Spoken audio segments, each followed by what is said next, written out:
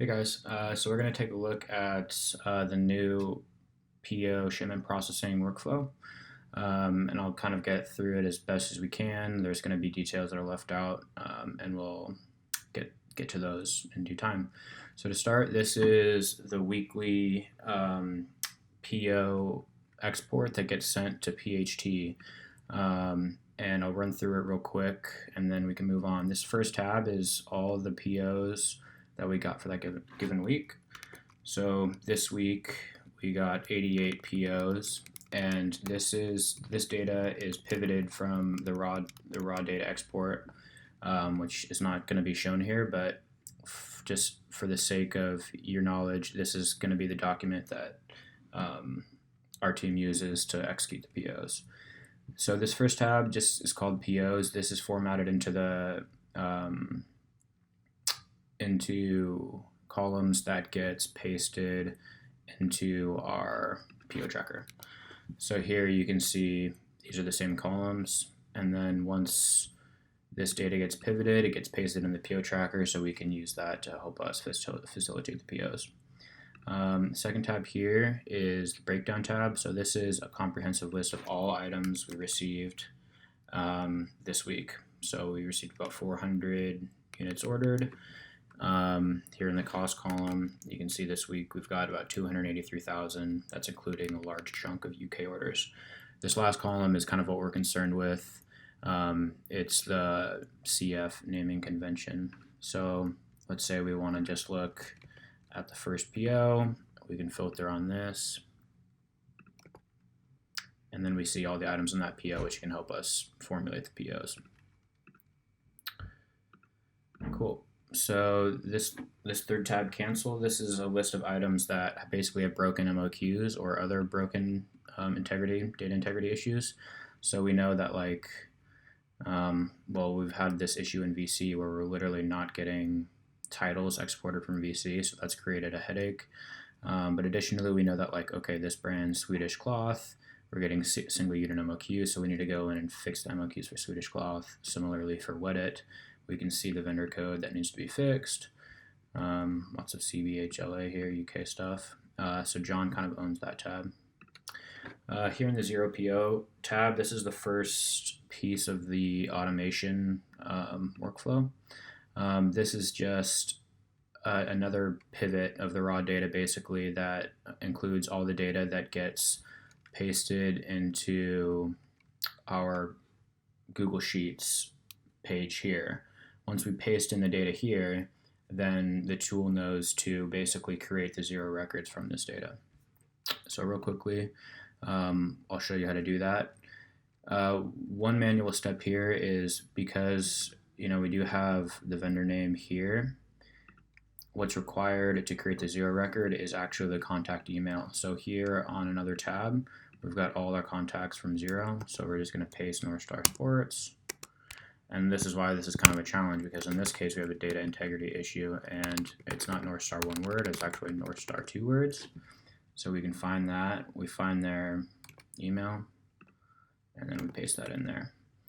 So now, I've already done this, but we go through and we enter the email addresses for every vendor this week. So this is, again, going to be all 88 POs that we have this week. So to start, I'm just going to take the top 2 POs, because I have to go into 0 and delete these records. Basically, this is just an example. So just for the sake of simplicity, we'll assume this is all ready to go. I'm just going to show you how this works. I'm going to copy the first 2 rows, and then basically as soon as we create a new line in this sheet, like here, we've added the 2 lines, then our tool automate.io, which is here, which we'll get to, knows that we need to create 2 new POs for this. So I'll probably revisit here, but basically what will happen is we'll go to automate.io, and we'll refresh our activity tab, and then it'll show us the 2 new records are created. Okay guys, so here you can see these top 2 records here. These are the 2 POs that we created, and they've been successfully created in 0. And this is a lot of trial and error here, but basically when everything goes as planned, you get the 2 successful records. And then basically what we can do is we can go into 0, we can search, and we can see that, boom, there's our PO that we created. Cool. So that is the process for auto creating POs in 0. So basically you would paste all these line items in once they're curated and ready to go, and they get auto created in 0. Then the PO just gets emailed to the vendor, and we copy our shipments, use our shipments add alias to streamline the communication, and we wait for carton details. Now, as I discussed, as I mentioned before, ideally I would like to roll out a survey so the vendor can basically fill out a simple survey, and then what's going to happen is we could copy and paste or automatically pull that data into this tab. Now this tab is the same thing that the 0 PO tab does, except instead of creating a 0 PO, it's creating a record in ShipStation, and these are all the columns that's required to create the ShipStation shipping order, so that we can auto create shipping labels for our shipments. And this is similarly the same data that's required if we go into ups.com or whatever and create an order there, except instead, hopefully this automatically pulls all this data in and we don't have to manually enter any of that, and then it gets all streamlined into ShipStation. So here's ShipStation, and this is where all the orders get pulled in. And so I'll show you basically how this works. So we've created all our 0 POs here, and we've sent them to the vendors. And then let's say that for these 2 POs that we sent, the ones that we're using in this example, we receive the shipping details from the vendor. So all of this stuff basically will hopefully, once we're fully locked and loaded, will get auto filled in into this sheet, except for the carton details, which might vary at the shipment level. So basically here, both of these POs are going to YYZ7. We've got a warehouse tab here, which will eventually include every single warehouse that we ship to.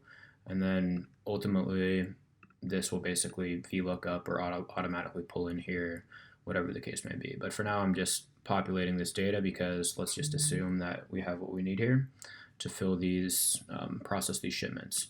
So let's say that for this shipment, we received the carton details and it's 8 pounds, 10 by 5 by 5. And let's say we receive this carton for the Sport Hill PO, and it's 10 pounds, 5 by 5 by 5. So we've entered in the carton details there. And lastly, we need to tell the tool what we're shipping, because for every shipment we do, we need to tell them what we're shipping and the value of the shipment. So in this case, we're basically going to go back to our breakdown tab, and we're just going to look at what it is we're shipping, so we can provide the system with that information. And in this case, we're shipping a duffel bag, and we're shipping 3 units at $33.08 per unit. So the simplest way to do this would be to just basically say duffel bags, 3 units, 33.8, and hopefully this stuff will generally get pulled in automatically. The type of goods here, SKU type, gets a little bit more manual because we have to basically tell the carrier and customs and basically every party what it is we're shipping, and so it becomes kind of manual. But this is simple enough for our purposes, and then we're going to also do the same thing here. So for Sport Hill, we're shipping a zip top in this color. So I'm just going to say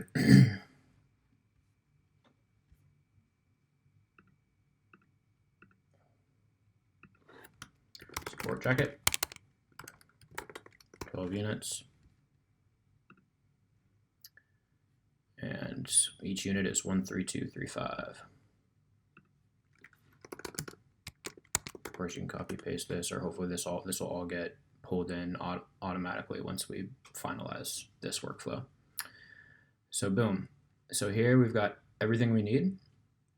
You can see we've populated all the columns. And from here,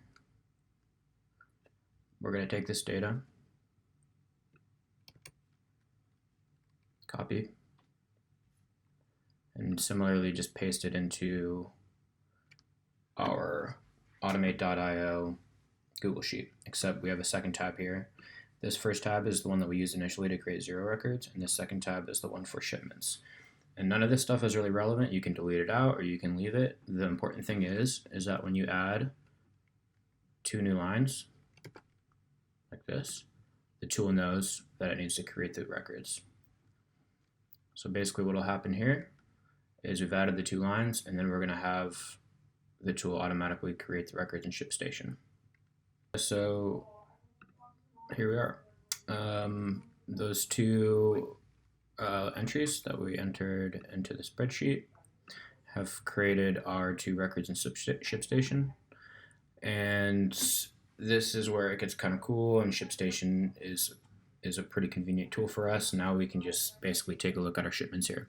First thing I want to do is, this is our first North Star shipment, shipped from North Star Sports, and it's got all our shipment details in here. And then from there, we can basically just click on this calculator, and we have USPS's rates in here, which comes with the membership of ShipStation, but I've also added UPS and FedEx. I need to add DHL as well. But we can just click on UPS and see, okay, UPS is $23, FedEx is $22, and it will tell you the delivery estimation as well. Usually FedEx is a little better. So basically we can click that, or we can just choose whichever way we want to ship. If it's UPS, then maybe it's going collect with Amazon, whatever the case may be. We just select that, configure label. Another important thing to note here, and it tells you your shipping rate.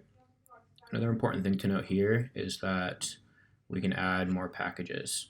So when we're automatically creating the shipments, we can only create 1 carton. If we're shipping more than 1 carton, we need to manually add more cartons and make sure that all our shipment is accurate.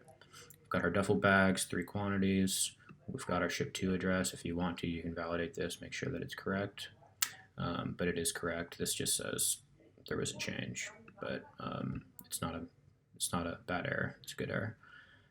And got the shipment value here. And then the last important thing to note here is for the information for the customs invoice. So we know what we're shipping. And the last important thing to note, if we are shipping collect with Amazon, then we need to make sure that we're billing our third-party address here, and we can add the account number similarly to how we do with collect shipments, just via UPS and FedEx. So this also enables us to ship collect or prepaid, whichever account we want to use. And this is done. We want to go to this one here as well. Just click on shipping.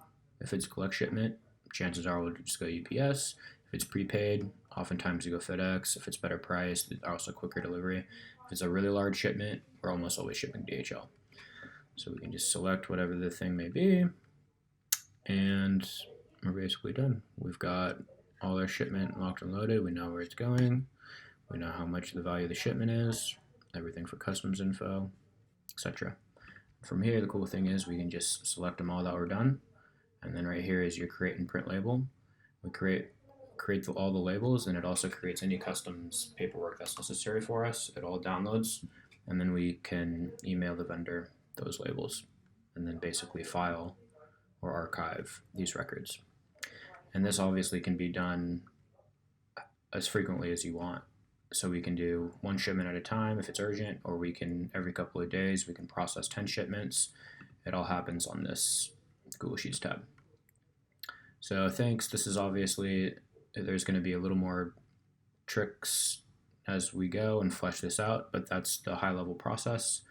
And that's pretty much it. Cheers, guys.